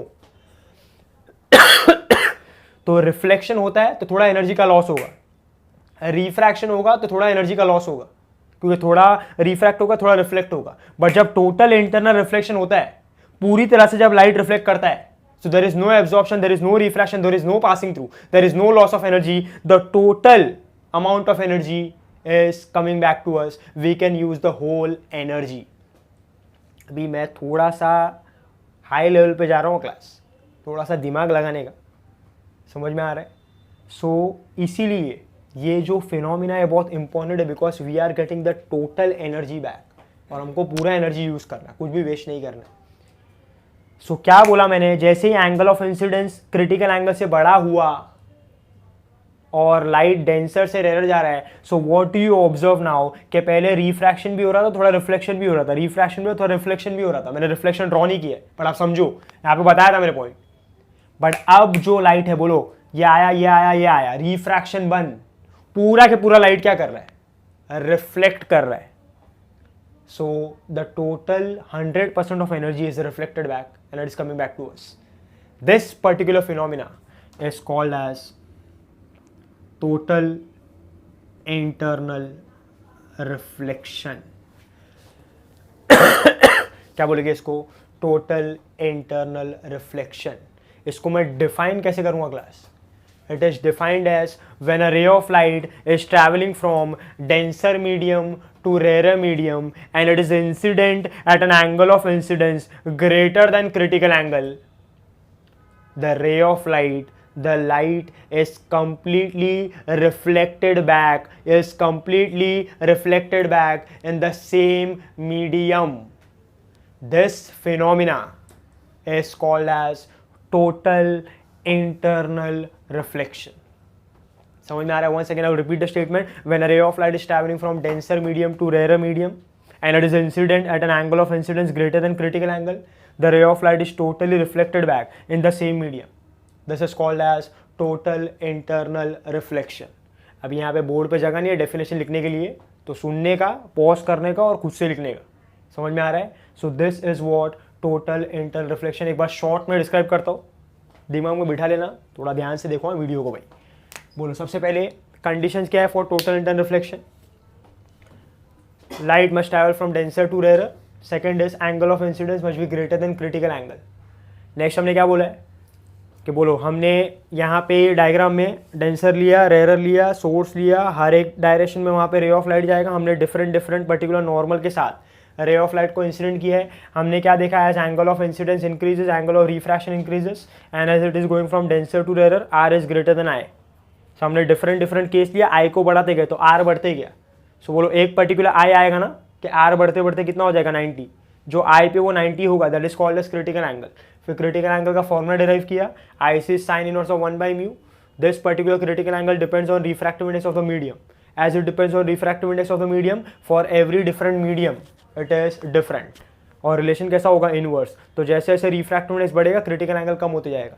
So for different medium it is different. हमने यहाँ पे क्या लिया था? वाटर। सो बोलो वाटर का क्रिटिकल एंगल क्या होगा? 49। मतलब यहाँ पे जब हमने रे ऑफ लाइट को इंसिडेंट किया है और R90 आ रहा है, सो टेल मी यहाँ पे एंगल ऑफ इंसिडेंस कितना होगा? 49। बोलो यहाँ पे R90 है क्या? नहीं। So tell me angle of incidence 49 से बड़ा होगा कम होगा? कम होगा। अब यहाँ पे क्या हुआ? एंगल ऑफ इंसिडेंस 49 से बड़ा हो गया, तो बोलो R90 कभी पूरा रिफ्लेक्ट बैक होगा। रिफ्लेक्ट बैक ना, this particular phenomena is called as total internal reflection when a ray of light is passing from denser to rare and it is incident at an angle of incidence greater than critical angle. The ray of light is totally reflected back, called as total internal reflection. So I hope class this very important concept total internal reflection is very much clear with you. अब class इसके जो applications है they are very interesting and very mind blowing. So इसीलिए इसको अच्छे से समझना, तो इसके जो applications है वो आपको और अच्छे से समझेगी. So please go through it, write it and understand it very clearly. Next class इस पे बेस्ड कुछ न्यूमेरिकल्स कर लेता है जो कॉन्सेप्ट हमने किया है. First is calculate the speed of light in a medium whose critical angle is 30 degree. So class हमको एक मीडियम का जिसका नाम नहीं दिया, कोई भी मीडियम हो सकता है, उसका क्रिटिकल एंगल दिया हमको 30 डिग्री और हमको बोला है कि ये पर्टिकुलर मीडियम में स्पीड क्या है ये फाइंड आउट करो. मान लो इसको मैंने ले लिया v, what is speed in this particular medium. So class हमको बोला है कि एक पर्टिकुलर मीडियम है और दूसरे मीडियम का बात ही नहीं किया. मतलब ये जो भी होने वाला है it is a two medium phenomena ना. So as it is a two medium phenomena, so हमको दो मीडियम डिसाइड करना पड़ता है. सो एक तो ऐसा बोला कि एक जो मीडियम है वो एक पर्टिकुलर मीडियम है जिसका नाम वगैरह नहीं दिया है. बोलो दूसरा मीडियम बाय डिफॉल्ट हम लोग क्या लेंगे? Air. So class, I will consider a medium 1, medium 2. medium 1 को मैं कंसिडर कर रहा हूँ मान लो एयर, और medium 2 को जो हमको बोला है medium, it can be any medium. तो बोलो क्लास अभी क्या होगा? बोलो इसमें स्पीड को मैं कंसिडर करूँगा इस v1 और एयर में स्पीड कितना होता है c, 3 × 10⁸. पता है ना भाई. और बोलो यहाँ पे मीडियम में क्या होगा? स्पीड विल बी v2, जिसको मैं क्या कंसिडर करूँगा v, जो मुझे फाइंड आउट करना है. यस और नो? तो बोलो अभी सॉल्यूशन क्या होगा? बोलो सिंपल है. बोलो यहाँ पे अभी मुझे क्या फाइंड आउट करना है? I want to find out speed. क्या फाइंड आउट करना है मुझे? स्पीड. सभी मान लो मैं यूज कर रहा हूं स्नेल्स लॉ. सो बोलो रिफ्रैक्टिव इंडेक्स और वेलोसिटी का रिलेशन पता है ना? या तो स्नेल्स लॉ ले लेते, डायरेक्टली रिलेशन ले लेते, that is between refractive index and velocity. So क्या होगा? μ2/μ1 इज v1/v2. सब हमने पढ़ लिया. सो बोलो एयर टू ग्लास अगर मैं कंसिडर कर रहा हूं तो इसका रिफ्रैक्टिव इंडेक्स क्या होगा? μ1 विच विल बी 1, और इसका ले लेते हैं μ2 which is equal to μ. Perfect है ऐसा. सो बोलो μ2 will be μ, μ1 will be 1. Yes और नो? सो अभी नेक्स्ट बोलो v1 क्या हो जाएगा? c and this will be what? v. है ना? ये ऐसा होगा. नेक्स्ट इज बोलो अभी, कैन आई से क्रिटिकल एंगल का फॉर्मूला क्या होता है? I C is sine inverse of 1/μ ना। तो बोलो अगर ये साइन को वहां पे लिया तो ये क्या हो जाएगा? Sign I C which is 1/μ। सो बोलो यहाँ पे इफ आई कंसिडर कि यहाँ पे ये जो है म्यू इसको मैंने सब्स्टिट्यूट किया, तो बोलो ये क्या हो जाएगा? 1/sin आई सी ना। तो बोलो म्यू का वैल्यू मिल गया ना मुझे, तो म्यू अगर मैंने सब्स्टिट्यूट किया 1/sin आई सी, तो बोलो ये क्या हो जाएगा? C/V। तो बोलो V क्या हो जाएगा? C into sine I C, yes और no? So V is equal to C into sine I C क्या होगा? बोलो C कितना है? 3 × 10⁸। बोलो IC कितना है? 30।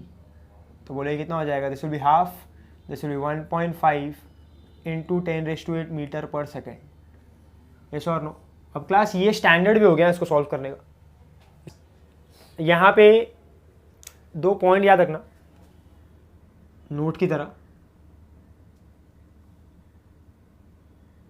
फर्स्ट पॉइंट इज क्लास कि critical angle also depends upon temperature. आपने सीखा है ना, रिफ्रैक्टिव इंडेक्स टेम्परेचर पर डिपेंड करता है, और रिफ्रैक्टिव इंडेक्स और टेम्परेचर का रिलेशन कैसा होता है? इनवर्स। और क्रिटिकल एंगल और रिफ्रैक्टिव इंडेक्स का रिलेशन कैसा होता है? इनवर्स। सो बोलो टेम्परेचर और क्रिटिकल एंगल का रिलेशन कैसा होगा? Direct. So critical angle depends on temperature and the relation is direct. So 3 चीज़ों पर डिपेंड करता है, refractive index, wavelength and critical angle, and temperature. So critical angle depends on 3 things. You have to remember this. Next is, और एक ये सबसे जो point है ना क्लास, ये बहुत ही इंपॉर्टेंट पॉइंट है, एमसीक्यू पॉइंट ऑफ व्यू बहुत ज़्यादा इंपॉर्टेंट है, बहुत काम आता है ये। What is condition for just TIR? आपको ना क्वेश्चन में बहुत बार बोला होगा something called as just TIR। Just TIR का मतलब होता है कि TIR का बिगनिंग हुआ है, कि मतलब जस्ट TIR हुआ है। सो क्लास अंडरस्टैंड करना, ये जो हमने कंडीशन लिया था ना कि when angle of incidence is equal to critical angle and R is equal to 90, ये कंडीशन को बोला जाता है जस्ट TIR। क्या बोला जाता है इसको? Just TIR। मतलब क्या क्लास? बोलो इसके आगे अगर एंगल ऑफ इंसिडेंस गया तो it will be greater than critical angle ना। सो टोटल इंटरनल रिफ्लेक्शन होने लग जाएगा ना, मतलब अभी जो रे है उसके बाद रिफ्लेक्ट होना स्टार्ट हो जाएगा। मतलब ये एंगल के बाद कुछ भी एंगल अगर बढ़ेगा तो हमको TIR मिलने वाला है। सो कैन आई से TIR का शुरुआत यहां से हो रहा है ना, TIR का बिगिनिंग यहां से हो रहा है। So this is the particular point from where the TIR will start. So वो बिगिनिंग है, तो उसको हम लोग क्या कहेंगे? Just TIR। सो आपको याद रखना है, क्वेश्चन में जब भी आपको बोला होगा कि there is just TIR taking place, so आपको याद रखना है, आपको हमेशा लेना है I इक्वल टू IC। हम लोग TIR के लिए क्या लेते हैं? I greater than IC। But for just TIR मतलब बिगनिंग यहां से शुरू हो रहा है, उसके लिए कंडीशन क्या है? I equal to IC। Remember this, very important for MCQ point of view. MCQ के लिए बहुत इंपॉर्टेंट है, हम लोग जब सॉल्व करेंगे तो विल कम टू नो। याद रहेगा तो पहले से क्लिक होगा MCQ में और मजा आएगा सॉल्व करने। समझ में आ रहा है class? So remember this 2 points. समझ में आ रहा है? So this is everything about total internal reflection. Now class, from your theory notes, जो आपको PDF वगैरह भेजा गया होगा या तो आपको जो मिला होगा फ्रॉम CCT, उसके जो थियरी नोट्स है उसमें न्यूमेरिकल्स फॉर प्रैक्टिस है। वो वाले पार्ट में से कुछ न्यूमेरिकल्स करते हैं हम लोग, सम बेसिक न्यूमेरिकल्स जो भी हमने अभी तक कॉन्सेप्ट किया उसके ऊपर। सो you will understand things more clearly. So class, numerical for practice में से question number 1। Now question number 1 says a light of wavelength 6000 Armstrong in air enters a medium of refractive index 1.5. What will be the frequency and wavelength of light in the medium? सो हमको क्या बोला है, फिर से मैं repeat करता हूं, a light of wavelength 6000 angstrom in air enters a medium of refractiveness 1.5, what will be the frequency and wavelength of light in the medium? Simple सा क्वेश्चन है क्लास, ध्यान देना यहाँ पे। क्वेश्चन नंबर 1,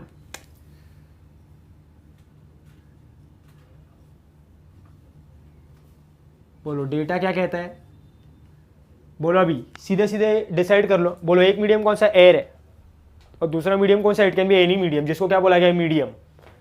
सो ऐसा जैसे मैं सॉल्व कर रहा हूँ वैसे ही आपको सॉल्व करना है। मीडियम 1 लिखने का, मीडियम 2 लिखने का कोई कंफ्यूजन नहीं। सो मीडियम 1 में क्या है,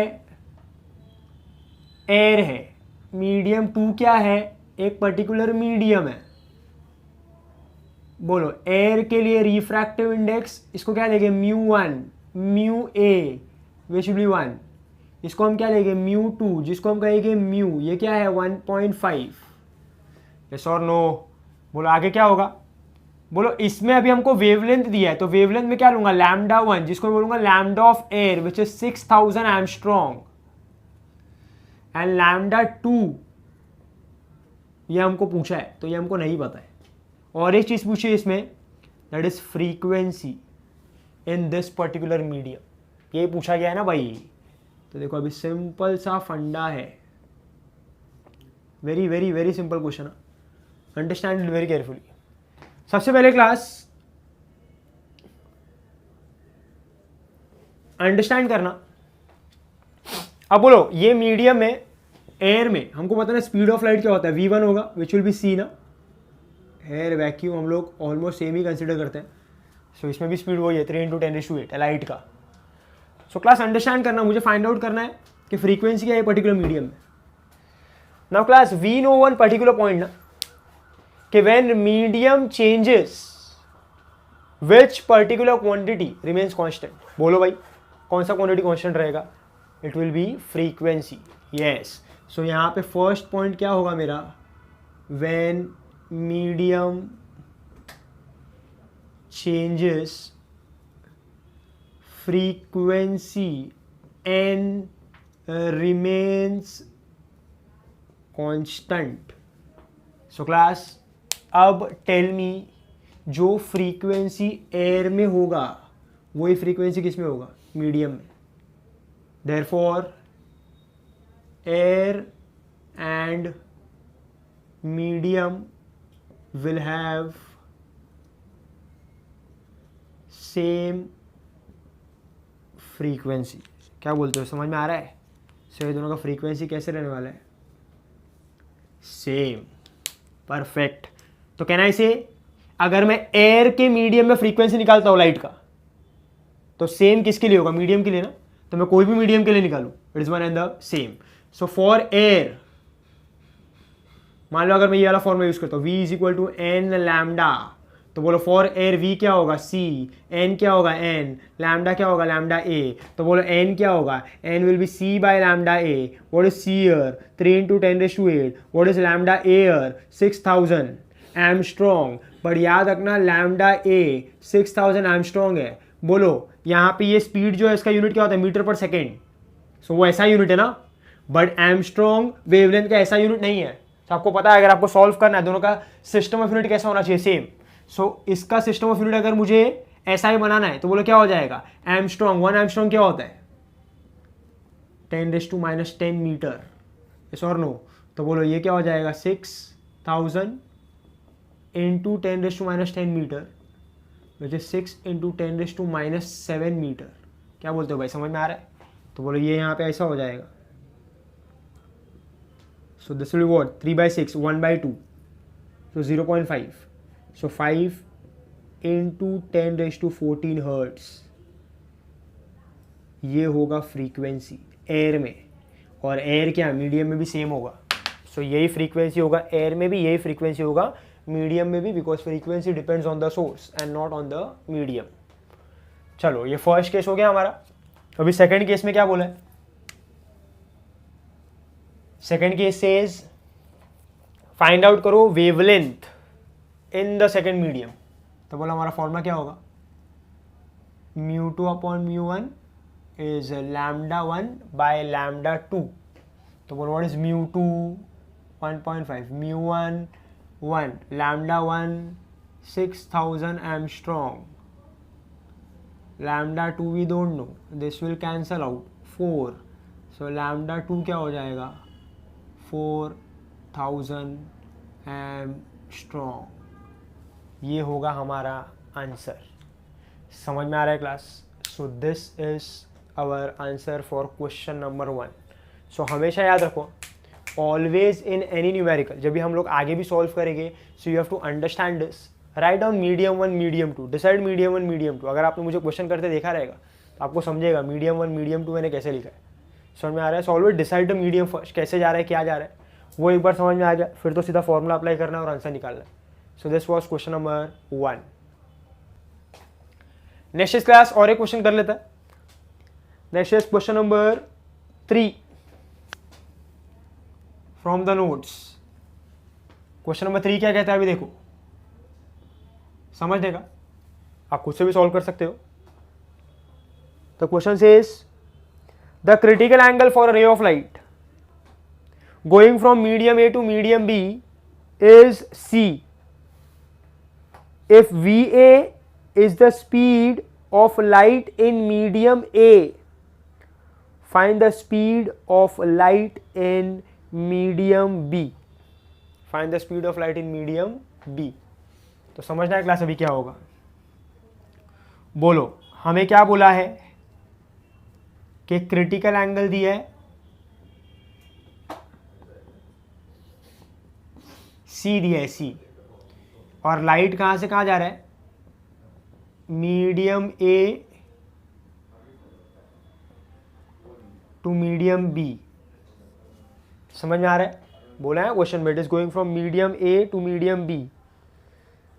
अब क्लास नेक्स्ट क्या बोला, critical angle is C, it is going from medium A to medium B. Next बोला if V A is the speed of light in medium A, तो यहाँ का जो स्पीड है वो क्या है, v है, va, और यहाँ पे स्पीड क्या है, vb.